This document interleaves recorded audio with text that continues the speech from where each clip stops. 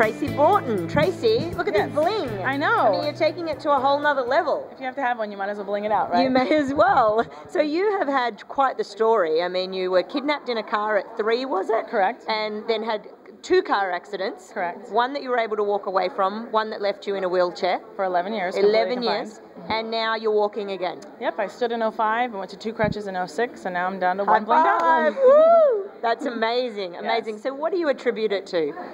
Faith for sure, and a lot of hard work. I think your positive attitude, definitely, because everyone has change. That's the only thing constant in life. And I think we all have a disability, mine's just visible. Yes. So it's all your perspective on how you look at it and how you decide to react, I mean, to respond, not react. Did you ever believe, when you were in that wheelchair for 11 years, was there at any point you believed you were going to be in it forever? No. Okay, so even from day one, year 2, year 3, year 7, year 11, you were still believing that this was not permanent? Never had a doubt in my life. That is amazing, because most people by that point would be sort of like, well, maybe I'm wrong.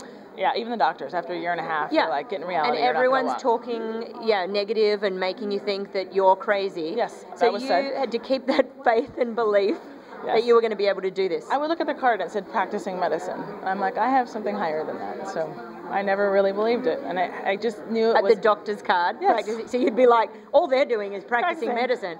Practicing. Yeah. But I know better. Exactly. I've got a higher power. Absolutely. And that's bigger than a card. And it was when it was the right time. And I believe everything happens. You touch different people in different areas. I've been able to have kids. I've been able to, be the advocate for people with disabilities. Yes. Winning the first wheelchair. I was Miss Black California in my wheelchair competing against able-bodied people, where they said, you can't compete against able-bodied people. Well, look how beautiful you are. Thank you. I'm not surprised that you won. Right, well, I appreciate that. You have more inner beauty than most as well. You just got a double dose.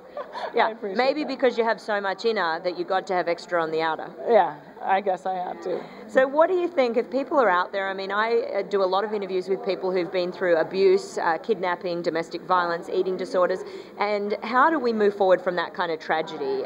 When you're in that state of trauma and grief. Absolutely. I was actually assaulted in my chair. So all those things, that's why I love speaking, because I'm... Sorry, so that you were assaulted, raped, abused in your wheelchair. I was.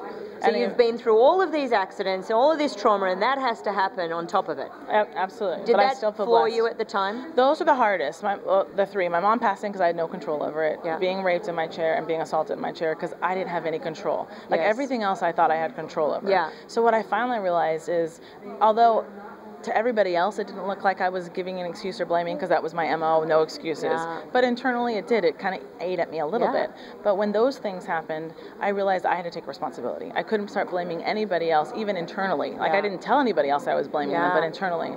And I was left homeless in a wheelchair with my twin boys when they were 5 weeks old. Wow. And that was the finally defining moment when I said, you know what, I can't, if it's not for me, I have to do it for them. Yeah. And so I think sometimes if it's not your reasons why, maybe it's for something else, something, the charity you're really involved with, or you want to change something, or a parent or a child, whatever, that when you take it off of you and you become bigger and it's about more than that, then you stop focusing on everything that is wrong with you. Yes.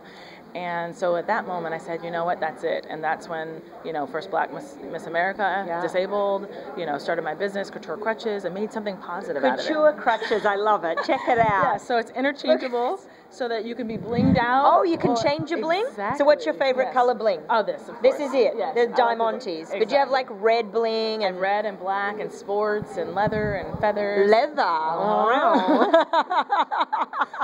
Well, I have a friend who has the most advanced bionic arm in the world. He lost his arm. Right. And one of the things with him is he actually said, I said, what would you tell your 14-year-old self? And he said, I'd tell him you're going to get a really cool arm.